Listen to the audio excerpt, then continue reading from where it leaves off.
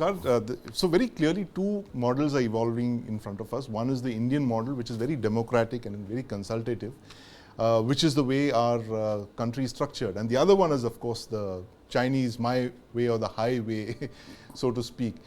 How can India compete, against this sheer weight of numbers that the Chinese economy brings in? The scale of the $800 billion that they've deployed in the last decade. How can we do it better? Well, I think, Sandeep, as I said right in my opening remarks, we should not aim to do that. Right. Because, our economy has a certain standing, it has a certain trajectory.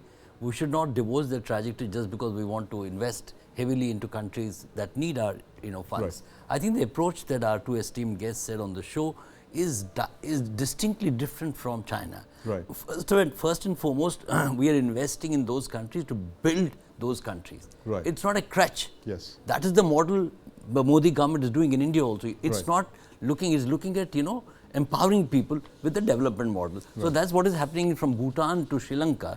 And the fruit of the, the effort that has been put in is there. The Sri Lankan speaker said on record, that India has really ensured that there was not a bloodbath in Sri Lanka. Right. And remember, they had very difficult times. So the line of support manifests itself in many forms. Right. So it's not just cash. There is a socio-economic context that the Professor Saab just now articulated. Yes.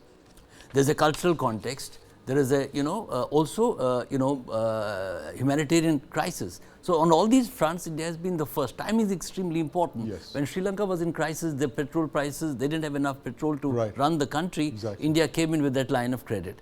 Obviously, when you put in that money, there are certain conditionalities. It would be incorrect to say that there are no conditionalities. Right. But as Pramit rightly said, today we have made it, paradigm shift from India being a festering issue in these nations Yes. to India being seen as someone who is invested deeply, not just through cash, Right. but the larger idea of stability in the region. Right. I think that's a key differentiator. We'll have to keep working with them because China is parallelly building in these parameters as well. They're Right. also getting into the cultural zone. They're also getting into building, roads and highways, trying to tell you that, we are investing in the large piece. Right. In that sense, we have to stay invested. In terms of cash, outgo, even the interim budget, I'm happy to share that we had a 600 crore outlay for Maldives. Yes. This comes Despite the the trouble difference that of we have. opinion, So yes. in that sense, I think stay the course. Yes. Don't compete on the numbers. Yeah. Compete in a holistic package. Right. And make that count. Make diplomacy do the talking because the truth of our relationship, Right. जो सच्चाई उसकी है, Yes. that comes manifest right away, and all these nations are seeing the merit of that. Right. Stay the course, let diplomacy hold the ground. In fact, Dr. Jaishankar was at the Dr. Jaishankar was at the News9 Global Summit just last week. Sandeep, just and he before, had- talking of Global Summit, Yes. we had Ashwini Vaishnav with us. Yes. I did ask him that, it's a great economic opportunity for India to, so to say, monetize the DPI export. Right, right. He said, no, we are not interested in doing the DPI export and seeing it as a business opportunity. Yes. That again is a massive political statement. Right. When we are supporting other countries stand on their own feet through the Yes. digital infrastructure, Right. it is there's a business case there as well. Right. But he made a profound statement and said that we are not going to use it and don't see it as a business opportunity. We Right. see it as a diplomatic opportunity. We Right. want to be in the larger influence zone. Ashwini Vaishnav, on how India's outreach towards the neighborhood is very different. And Pramit, I want to bring you in on this point that, in the long run, how's this going to play out? China hopes to take the place of the United States. It's very aggressively pushing into Asia, especially in the countries around India, this so-called string of pearls. What must India do in the next decade or so, when this competition kind of intensifies? Today it's one country in one party. Is it possible that this Chinese zone of influence could increase, or do you think it's going to recede in the years ahead? I think it's already starting to recede. Right. You mentioned the Belt Road Initiative. You look at the numbers. The Belt Road Initiative, which peaked at about 2016, 2017 at about $85 billion a year in external capital flows from China. It kind of has the money, but in many ways it's struggling because its own domestic economy, its own banking problems, its own real estate bubbles, and its own concerns about what its public will think. Its public is increasingly not supporting these huge external outflows at a time when they're having domestic problems. So China is switching. The BRI is now increasingly being the digital Silk Route. It's really about maintaining digital standards or selling Chinese standards across the world, and then therefore making countries be forced to buy Chinese digital electronic products.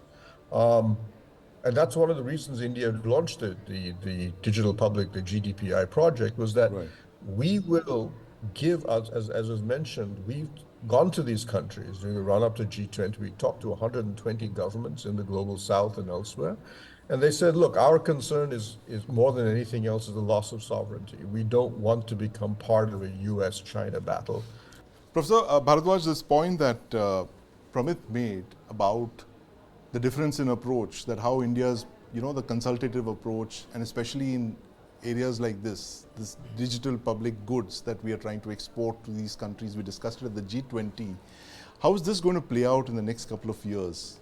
Given the fact that the Chinese economy is tanking, they're not going to have the kind of funds and resources to push out to give loans to these countries of the BRI in the next couple of years.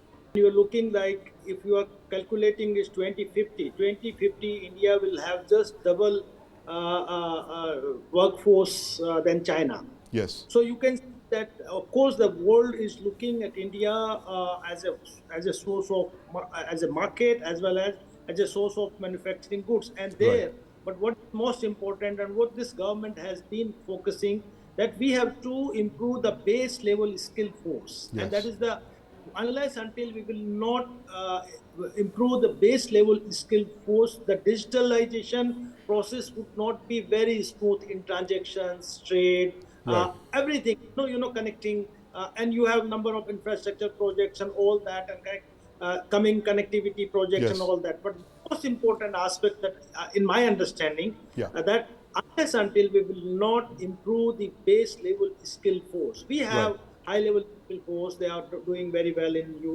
Europe and UK, America, and all everywhere, but we do not have base. And this was the one of the factor while we were looking forward after COVID-19 that the MNCs will come to India. There we need to correct the entire region, not just India, the entire South Asian region, because that constitute a market, that constitute a geographical and or you can say demographic entity. You see, in the years ahead, given the fact that this government seems to be coming back and they have a 100-day agenda, you see some kind of a new outreach to the countries of the region, something like a Sabka Saath, Sabka Vikas, Sabka Vishwas for the near abroad. Sandeep, Mr. Modi tried that when he came in 2014. He was disappointed, India was disappointed.